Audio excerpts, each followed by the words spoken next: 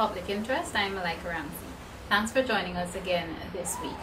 On this week's program, we focus on the fact that a Partnership for National Unity and the leader of the People's National Congress Reform and leader of the opposition, Brigadier the Honorable David Granger, are calling basically for there to be better protection for street children. Welcome back, Mr. Granger. Thank you very much, Malika. Great to have you. Now, first of all, Mr. Granger, in dealing with the protection of street children, I think one of the things we must discern is if there is a proper structure. And when I say structure, I mean social workers or a group, a committee to deal with street children. Is Guyana, if I can use the word possession, do we have one of those? Well, if I can take a step back, I don't want street children to be protected. I want the phenomenon of street children to be eliminated. I don't want to see street children at all. And I like to look at measures that would prevent children having to go on the street. I think that's where we should start. Once they get on the street, of course, we want to have institutions and procedures to ensure that they're taken off of the street as quickly as possible, gotten back into homes, gotten into schools. The big problem is causation. What causes children to get on the street in the first place? I mean, children are born, there's a mother, there's a father. That's the only way it can be born. And something happens after birth. The child is abandoned, perhaps the mother and father disappear, or the child grows up in a home and the child feels unwanted or treated or abused and or neglected, and the child runs away or is pushed out of the home. So I believe that the government, when APNU calls on the government to protect these children, yes, we accept the reality. There are children out there who need to be protected. And you're right, that's the first step. I was wrong in the sense that, going back, we need to eliminate it. We need to remove the conditions which allow those children to fall through the cracks and end up on the street. But institutions have to be created. Now, some years ago, the government spoke of having a national plan of action for all children, not only street children, but all children who are considered vulnerable. The fact is, I don't see any plan that is functional, and there are still children on the street, and there are lots of vulnerable children, children who are abused.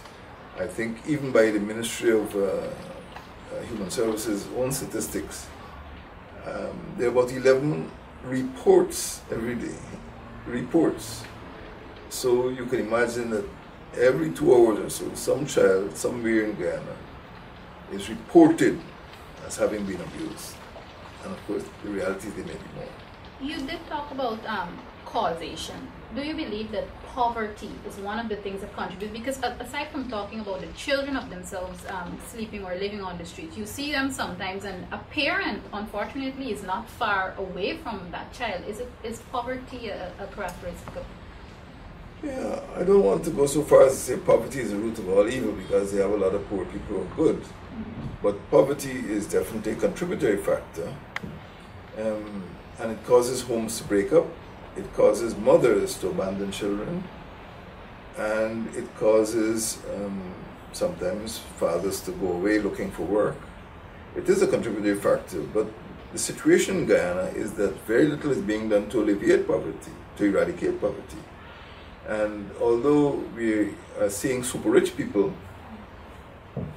better cars, more cars, bigger houses, we are also seeing super poor people. In my life, I've never seen so many destitute, homeless people. And unfortunately, a lot of the homeless people are street children. They live on the street. They have no homes to go. So poverty is a contributory factor, yes. Why hasn't the government, and of course, by extension, the Ministry of Human Services, why haven't they gotten it right in terms of protecting our children and keeping them off the streets, as you said?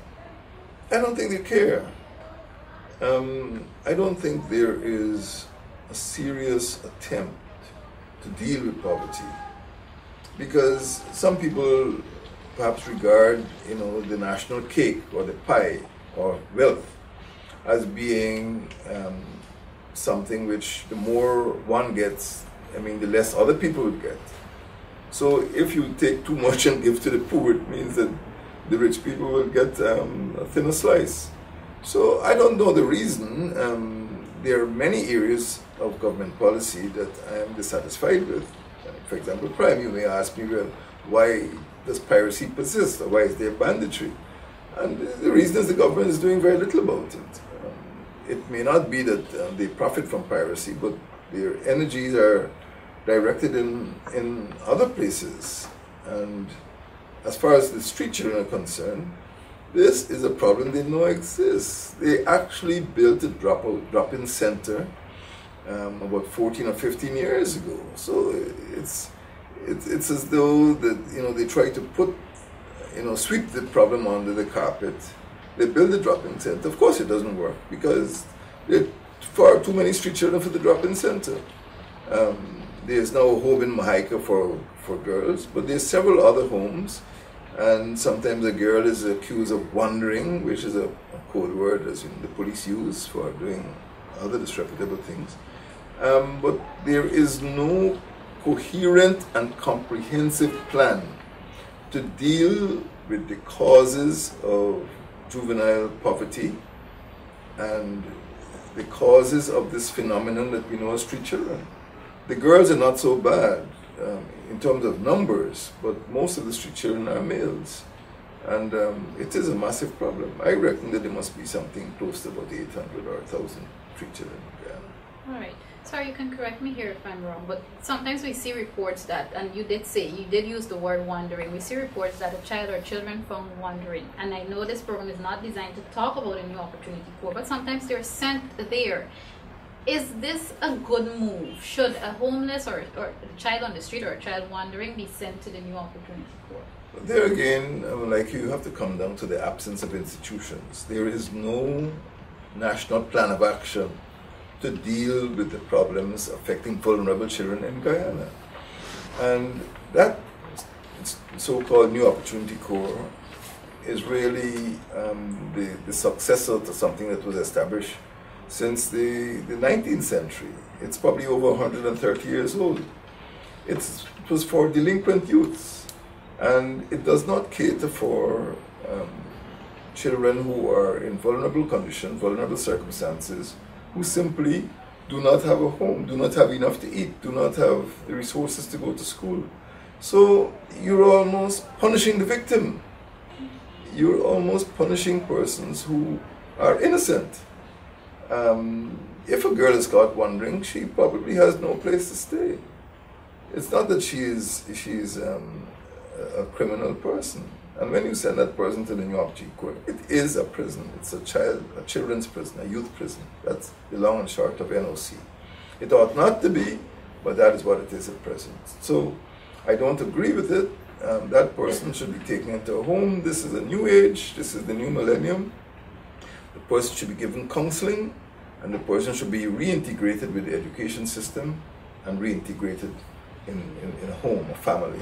Okay, this may be putting you a bit on the spot here, but the reality is that that is the situation of Guyana. Let's say a few girls or a group of girls or boys are sent there, and some people may want to say the environment of the New Opportunity Corps has indeed made it worse for them.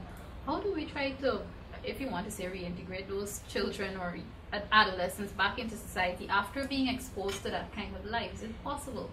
Well, first of all, we should try not to expose them. I think the New Opportunity Corps is an extreme measure.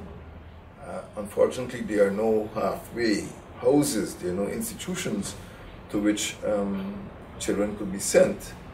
The important thing is that we must accept I don't want to say innocence, but accept the fact that the child is not guilty of a crime.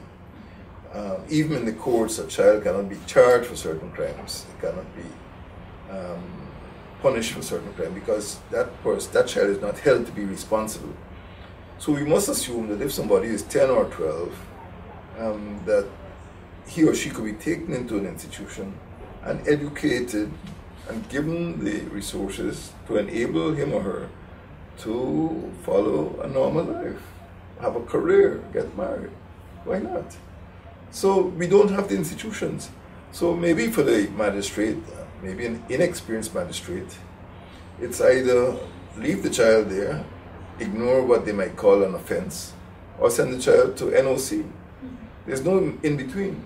And we need to, as a country, as a community, create institutions which can help that child to live a fulfilling life, a satisfying life.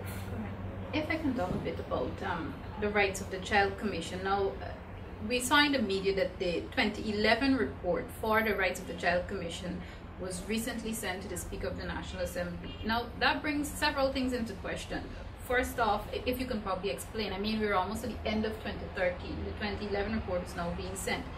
And I'm also going to ask you the question, do you think that the Rights of the Child Commission is functioning at its best to protect our children? Commissions have limited power. They receive reports, they deliberate, they provide advice, but they're not an executive arm of the state. The ministry is the executive arm. It's the ministry that gets funding to implement programs. So you can have all the commissions you want. Similarly, you can pass all the laws you want. And Guyana's got lots of laws. Very impressive set of laws. But they have to be enforced. Now, something like the rights of the child, you may deal with domestic violence, you may deal with children's rights. You need state officials, officers who can visit, who can counsel, who can maybe prevent abuse, who can perhaps advise on the arrest of delinquent parents. And it's the executive branch that has to take action. A simple thing people do not know, it is illegal to keep school-age children away from school. And I have seen occasionally a mother being prosecuted in the court because she did not send her child to school. Education is compulsory in Guyana. But unless you have enough school inspectors to go around into certain communities and say, well, it's now 10 o'clock in the morning, why isn't that child in school? Go to see whether that child has a mother or father and find out the reason why that child is not in school. So we need to have institutions which can be enforced. The commission itself is, I would say, is an advisory body. It is not an executive body. The executive people are the police and the ministries who are empowered by the law to actually enforce the law, to make arrests and to punish offenders. All right, I want to talk about the police, but before I come to that, let's talk about school inspectors. Do we have enough? If we don't, why don't we have enough school inspectors, as you just touched on? Well, as I said, it's a question of choice. The government chooses to spend money in certain areas and not in other areas. In the Partnership for National Unity, we put a lot of emphasis on human development. And we have committed ourselves to ensuring that children, young people, get the best possible education. And we've said this from the start, that we are more committed to education, we are more committed to human development than the People's Progressive Party administration. So it's a question of choice. The government has $200 billion and it must decide where it puts its money. If it wants to put its money in a hotel, you will have maybe a lot of hotel goers, but you're not going to have better schools. And I can tell you, we go around the country in APNU, we go to all of the communities, and up to quite recently, a small team went up to Pomeroon, and a school was shut up, and it had been shut up for 3 weeks because of flooding. And the residents of that community, it's near a place called Aberdeen in the Lower Pomeroon, point out that almost every springtime, the school floods. So when children come out of that primary school, they probably would have lost about 40 or 50% of the instruction. The government knows that. It's not a secret. But the government has not given them a better school. So they choose to put their money in projects which we feel are ill-advised. So it's a choice that the government makes, and that is why the country is where it is now, because the government keeps making bad choices.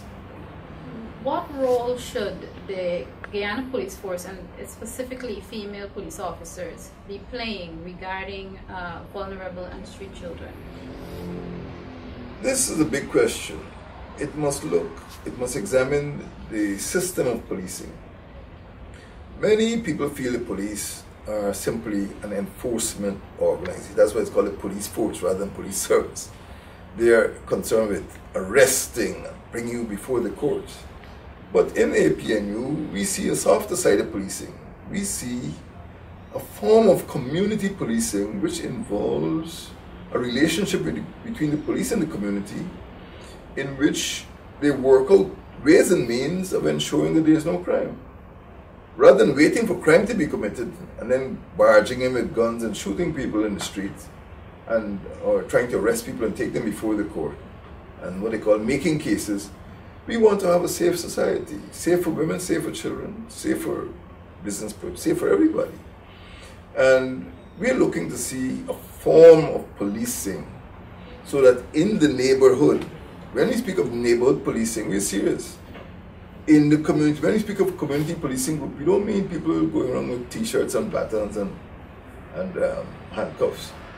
We speak of a relationship so that before something happens, we can have meaningful interventions. For example, women police officers could visit homes where they feel there is abuse.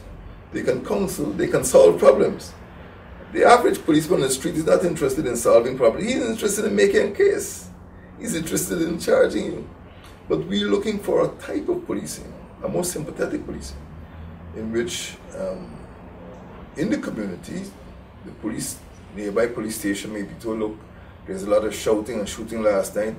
Let's go and investigate. You go and discover that the marriage has broken down. The man has a gun. He shot up in the ceiling.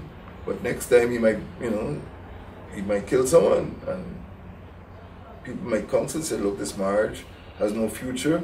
You ought to better separate, protect the children, whatever it is. But we're looking for a different type of policing.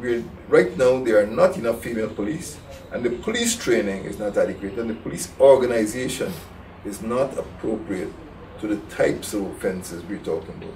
And here we're talking about street children, we're talking about vulnerable children, we're talking about children who need protection because of neglect or abuse. And we don't have the type of policing to deal with these problems. Sometimes a child may go in, or a wife may go into the police station and complain of abuse. The police are just not equipped to investigate, or they're not interested in investigating because they're not trained to do that. So we have a very serious problem, and that's one of the reasons why we took certain actions in the National Assembly. Because when we speak of policing reform, we don't talk about public relations, we're speaking about a new form of policing, and that's the form APNU is interested in. Should the government, more so the Ministry of Home Affairs and the Ministry of Human Services, come to the National Assembly, maybe next budget, and say, all right, we want a certain amount of money to create a proper, well, not necessarily drop-in center, but something to address vulnerable and street children, and then you would have the Home Affairs Ministry saying that we need a certain amount of money to train police officers to deal with these things as a combined, asking for a lump sum of money. How willing would a Partnership for National Unity be to approve funds for those kind of requests? We've taken a position on the incumbent, Mr. Clement Rohi, because we feel no matter how much money you give him, he does not have the ability to make use of that money for the benefit of the people as a whole and in the interest of public security. We feel that he should be transferred to some other position, maybe given another ministry, but we don't feel he's the best person for public security. So that's the first issue. So even if we give him money, I don't think there's going to be a change. The second thing is that we have had, over the last 12 years, a series of reports and investigations into the police force, but the advice has not been followed. What Mr. Roy announced 12 months ago, 31st of December last year, I don't know if it's symbolic, he chose Old Year's Day to announce it, is something called a Citizen Security Program, but it is essentially a program that is devoted to public relations, officers' career planning, administration. It does not deal with the problems of crime. It does not deal with the transformation of the police force. So if more money was to be provided, a Partnership for National Unity will have to be convinced that it will contribute to real institutional reform, hopefully in the absence of Mr. Louis. I mean, we've had 7 years of him, and there's no indication that things are going to get better. But the police force can be made better because there are serious police officers, and I do believe that they want to turn the force around. And it can happen. What about monetary requests from the Human Services Ministry? Well, as I said, I do not see that there is this national plan of action for dealing with vulnerable children. If I saw the plan, I'd be able to sit down with the ministry, the Human Services Ministry, and examine ways and means of implementing the plan. But when we speak of plan, we must go back to causation. It is no point setting up more drop-in centers. That is, it's like building more hospitals. We are concerned with curing people, preventive medicine. We are concerned with preventing children from going on the street in the first place, which means that intervention has to be made at the home, has to be made in the community, has to be made in the school, has to be made in the family. That's where the problems start. And there's no point waiting until a child is, like this youngster from a certain village there, 16-year-old delinquent, skinny. We have to get to that young person before he gets to the skinny level of crime. And it means that the church, the home, the school must be the focus of our attention. So, yes, when a PNU gets into office, this is what we promise. We promise intervention to prevent the child from going astray, from going on the street. And something has to be done at the level of parents, and most of all, something has to be done about poverty. And that poverty is pushing a lot of children out of homes and onto the streets. Before I ask you again about what you can do in Parliament, we've seen massive public relations campaigns for against HIV and AIDS, what you should do to protect yourself. We've seen it for non-communicable diseases, for example, diabetes. Do you believe that if we launch, apart from the structures and the proper commissions that you're talking about to address this issue of vulnerable and homeless children, do you believe that if we have a massive PR campaign to help persons in terms of family planning and how to protect your family and how to remain as a family, do you believe that it would help to reduce the amount of children on our streets? I cannot deny that, yes, the campaign would help, but campaigns are limited by the education of the persons to whom the campaign is targeted. For example, if a person is ill-educated, not only in terms of numeracy and literacy, but also in terms of values, it would not be very beneficial to try to introduce programs into that person's life, especially if that person is already an adolescent or a pre-adult. You need to have an education system which teaches values very early in childhood. It might be simple values about, litter and relations with one another, but it must start at the education system. So I would keep going back in all of these matters you raise. I'd keep going back to the education system. A lot depends on what happens in the school and at home. And if by age 10 or 11 that child hasn't, or the values haven't been inculcated in that child, it becomes increasingly difficult thereafter to get that child to maybe live a full and meaningful life. We have to look at the education system most of all. Finally, sir, this is not the first time that the Partnership for National Unity is touching or dealing with the issue of our children. I know you brought a motion in the National Assembly regarding trafficking in persons. Of course, that mostly affects our young girls. And then there was the motion dealing with the children who fell ill in one of our hinterland communities earlier this year. Can we see or expect a motion from a Partnership for National Unity or any other thing that we can use the Parliament to get out in the public to deal with vulnerable and homeless children? Maybe in due course this can be pursued, but the government, the executive branch, has been very reluctant to implement any of the motions we brought, regardless of how serious. Some of these death with death, like the maritime accidents or the gastroenteritis. human beings have died, and the government has not really indicated any willingness to investigate those matters. And when we call for those commission inquiry, it is not something ceremonial.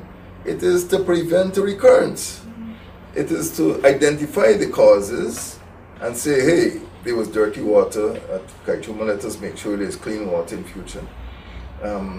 The boat captains were drunk, let us make sure that people who are operating boats don't have access to alcohol or don't drink while driving boats, whatever it is. But we have not seen that sort of response, intelligent response from the government. So in this case, many people may say it's futile to bring another request or another motion, but we will look at the situation, and if it is necessary, we'll bring that motion.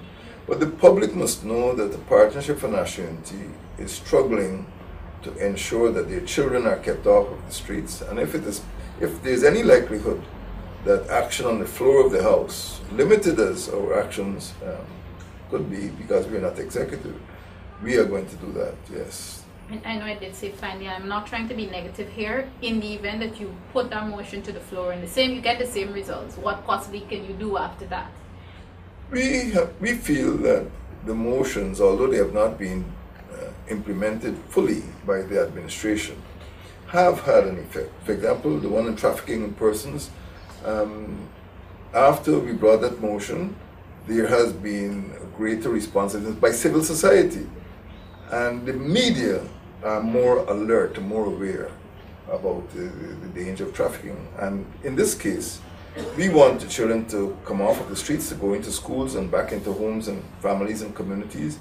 And we feel that whatever we can do to advance that cause will be a good move. So that is what I'd like to say. If it is necessary to bring a motion in order to alert the public to the danger of having so many children falling through the cracks in society, we will do what is necessary. Thank you very much, sir. Leader of the People's National Congress Reform and Leader of the Opposition, Brigadier the Honorable David Granger. This has been another edition of The Public Interest. We were discussing the protection of vulnerable and street children. I am Malaika Ramsey. Thanks for watching.